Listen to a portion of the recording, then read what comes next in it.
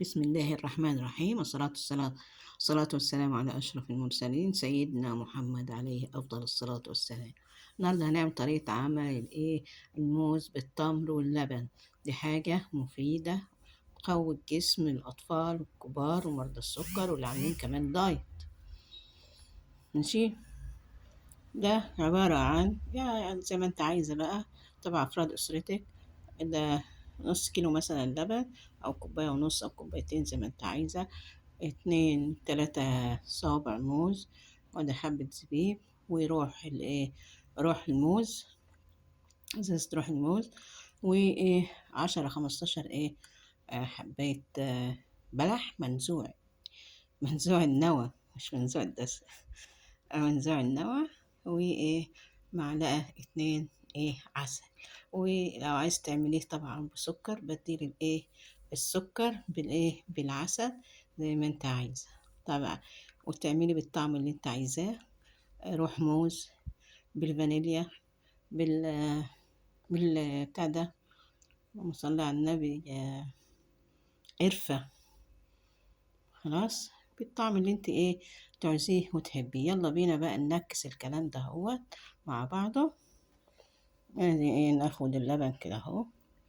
اوبا،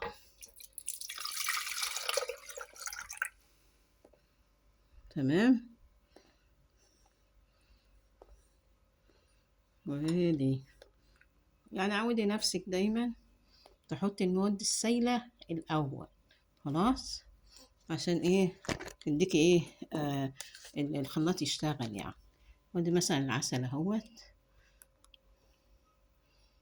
عشان ابني يعني ما تحطش سكر، حط معلقة عسل كده ولا حاجة. مم. خلاص، وادي روح الموز، كان فيها يعني شوية مش بالكتر. خلاص، وادي يا ستي التمر، ولله الأمر لمنزوع النوى. خلاص، اللهم صل على سيدنا محمد. وادي الزبيب، مرضتش طبعا احط له جوز هند، قلت عشان ما يقلبش بقى يبقى حط له طعم موز ويقلب بجوز الهند. خلاص، تمام. وادي الموز،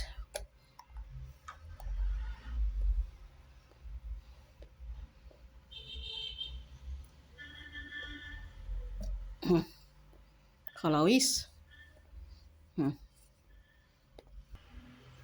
وادي نكسه كله كده في الخلاط. اديله اديله خلاص، مش عارفه اصوت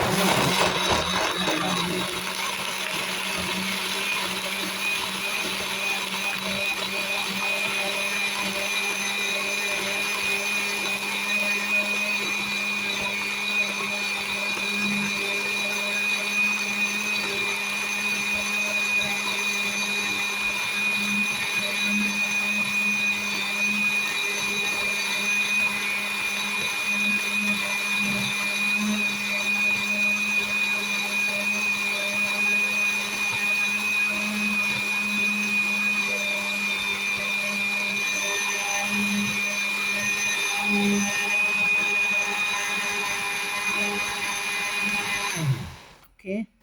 جاتس نو كده، ناعم خالص كده. ماشي، وطبعا ده مفيد جدا للأطفال وللكبار وللكل. خلاص، ويدفي بقى فوق الكل، فوق كل ده، فهو بيدفي. خلاص،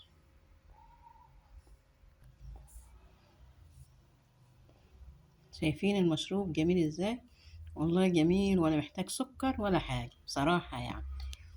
ونوصى به بشربه للي هم عاملين دايت. خلاص، ومرضى السكر بالذات يعني.